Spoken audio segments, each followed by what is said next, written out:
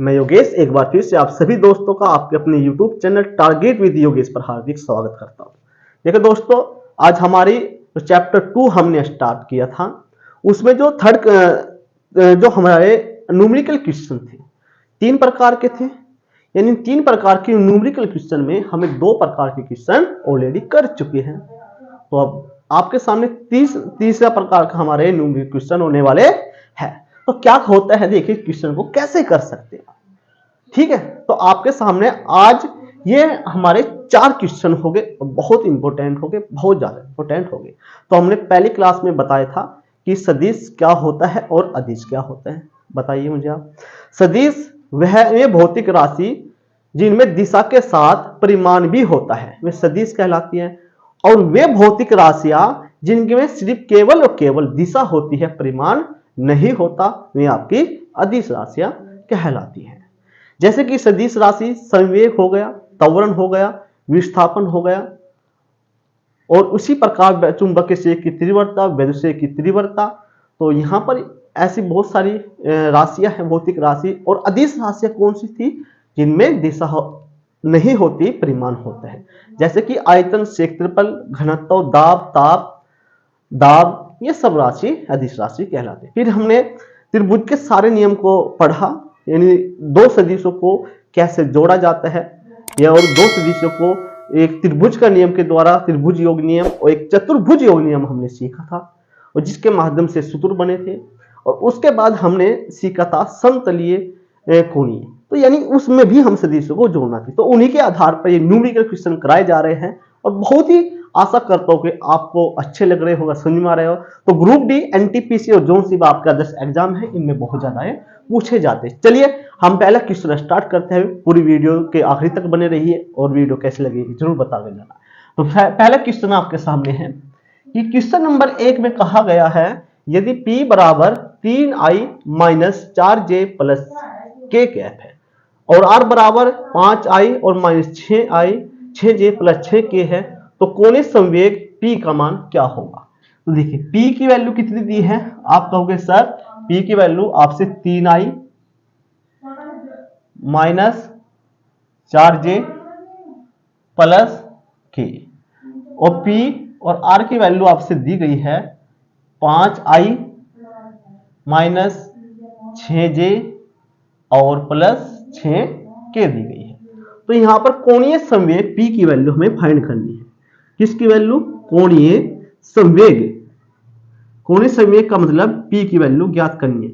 देखिए सबसे पहले आपको यह पता होना चाहिए कि P कैसी वैल्यू है। मुझे आपसे बताया था कि यदि 2 राशियां हमारे पास है, क्या बताया था, यदि आपको याद हो, मुझे बताया था कि 2 सदिशों का जो अदिश गुणनफल होता है, अदिश गुणनफल होता है, वो अदिशी गुणनफल होता है। वे राशि कैसी होती है? अदिश होती है। और 2 सदिशों का जो सदिश गुणनफल होता है, यानी क्रॉस प्रोडक्ट कर, तो वे राशि कैसी होती है? सदिश राशि होती है। तो यहां कहने का मतलब क्या है, जो राशि सदिश होगी उसके बीच में ये साइन काम कर रहा होगा, और जो राशि अदिश होगी उसके बीच में ये काम कर रहा होगा। तो संवेग कैसी राशि है बताइए, सदिश राशि है या फिर अदिश राशि है? तो आप कहोगे सर संवेग अभी तो आपने बताया कि सदिश राशि है संवेग। तो सदिश राशि है संवेग बराबर फॉर्मूला होता है कोणीय संवेग बराबर P क्रॉस और R, ये निशान होते हैं। लेकिन इसे निकालने का कुछ तरीका थोड़ा सा अलग होता है। यानी वो सारणिक 12th क्लास में यदि आपने पढ़ा होगा चैप्टर मैट्रिक्स और डिटरमाइन, यानी अवयव और सारणिक, तो वहां से इस क्वेश्चन वो तरीका आपको लगाना होगा। चलिए कैसे तरीका लगाना होगा, देखिए सबसे पहले आप यहां पर ऐसा निशान लगाएंगे, सारणिक का निशान बोलते हैं, और यहां पर लिखेंगे आप I और J और K।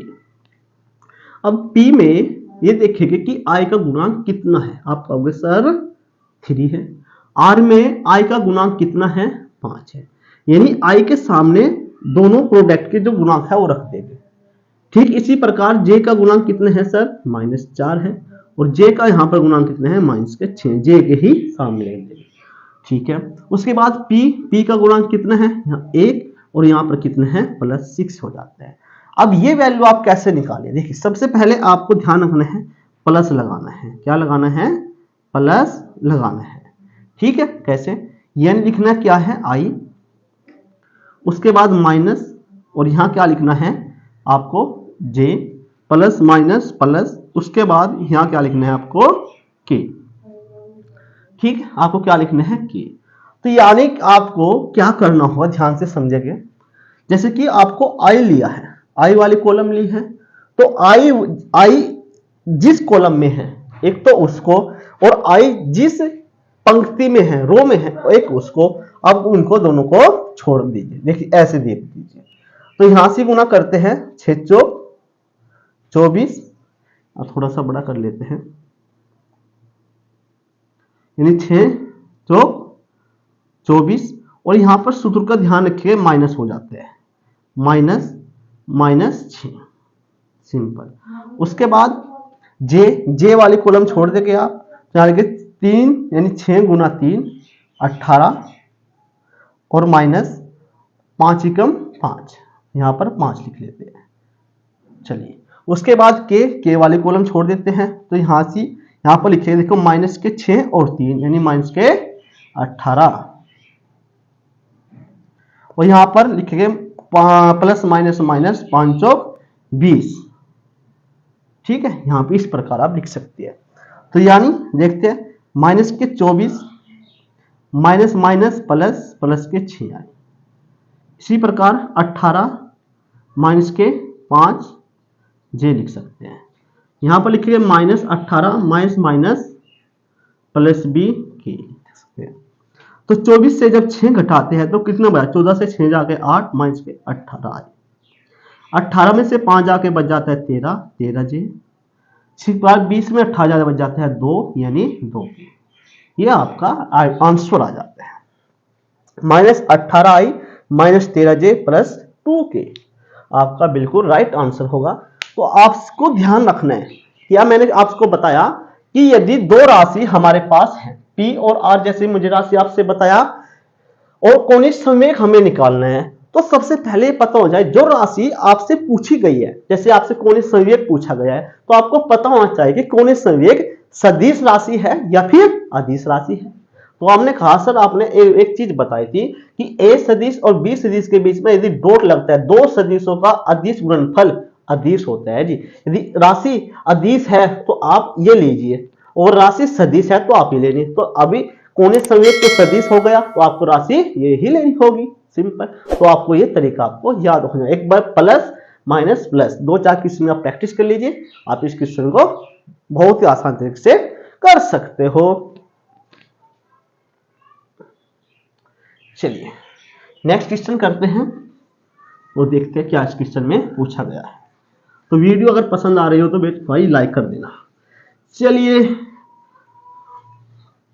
उसके बाद यदि क्वेश्चन नंबर 2 है कि क्वेश्चन नंबर 2 क्या पूछा गया है, पूछा गया है यदि a बराबर 3i, a बराबर 3i प्लस 4j, और b बराबर है हमारे पास b सदिश बराबर 4i और माइनस 3j। ये क्वेश्चन में पूछा क्या गया है, a व b के बीच कोण ज्ञात कीजिए। a सदिश व b सदिश के मध्य कोण ज्ञात करना है, थीटा वैल्यू ज्ञात करनी है। चलिए बहुत अच्छी बात है। आप जब थोड़ा सोच के मुझे एक चीज बताइए कि जब कोण पूछा गया है तो कौन सा फॉर्मूला लगना चाहिए। थीटा की बात हो रही है तो कोस थीटा होगा या फिर साइन थीटा होगा। अब दोनों तरीके से निकाल सकते हैं। क्या a क्रॉस b क्रॉस से निकालेगा जा सकता है, बिल्कुल सही।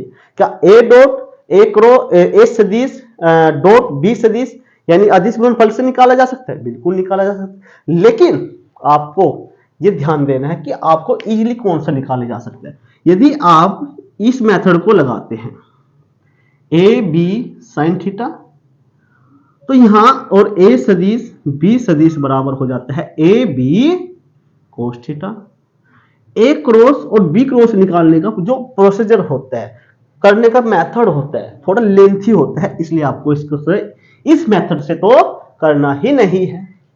तो करना किससे है, तो आपको बच्चा इससे करना है, a डॉट b डॉट बराबर A B cos theta, easily आप निकाल सकते हैं। जैसे कि यहां पर देखते हैं, तो चलिए इस फॉर्मूले को हम यूज करते हैं, लिखते हैं ए सदिश डॉट बी सदिश ए B cos theta.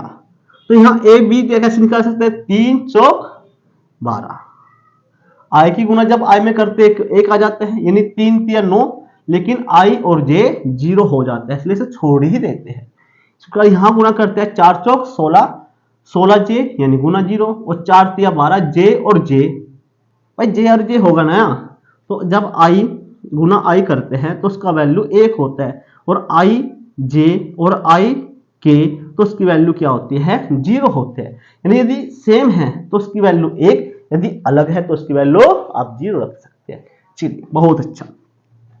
A B की वैल्यू 12 आ चुकी है, कितनी आ चुकी है, 3 चौक 12 और प्लस माइनस 4 तिया 12, तो यहाँ ए बी लिखेंगे और यहाँ क्या लिखेंगे, कोस थीटा। 12 में से 12 जाके बच जाता है 0, ए बी कोस थीटा, यानी कोस थीटा बराबर जब ए बी को 0 के अपोन में लेकर जाएंगे तो आप कहोगे सर 0 का आ जाएगा। चलिए बहुत अच्छा।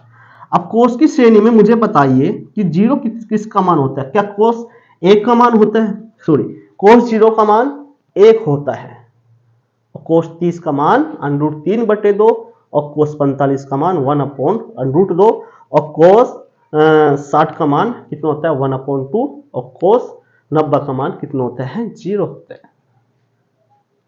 तो यहां समझ में आई बात कि कोस 90 की वैल्यू कितनी होती है, 0 होती है। ठीक है, चलिए तो थीटा की वैल्यू कितनी आ जाती है, 90 डिग्री आ जाती है, सिंपल। चलिए भाई कोस साइन 90 की वैल्यू कितनी होती है, 1 होती है। साइन 0 की वैल्यू कितनी होती है, 1 होती है, तो कोस 90 की वैल्यू हो जाती है। चलिए बहुत बढ़िया। उसके बाद नेक्स्ट क्वेश्चन है, क्वेश्चन में कहा गया है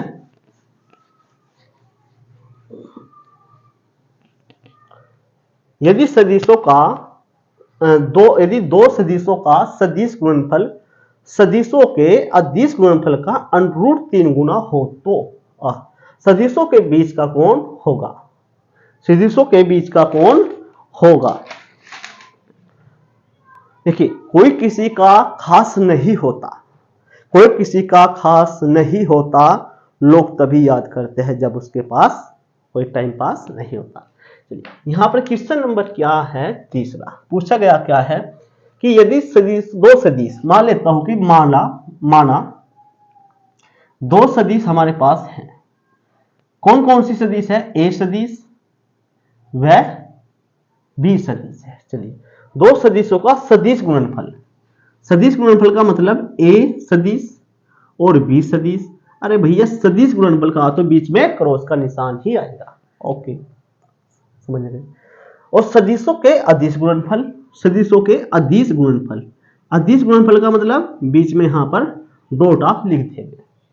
गुणनफल का √3 गुना होता है, कितना गुना होता है, आप कहोगे सर √3 गुना होता है।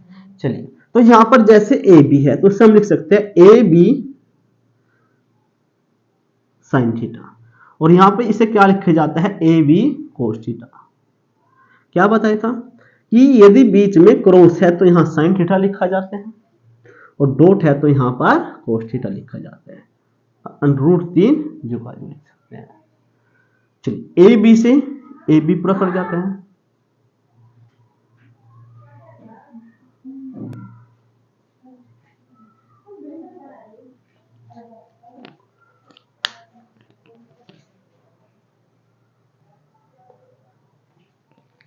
साइन थीटा बटे कोस थीटा लिखा जाता है √3, तो साइन थीटा बटे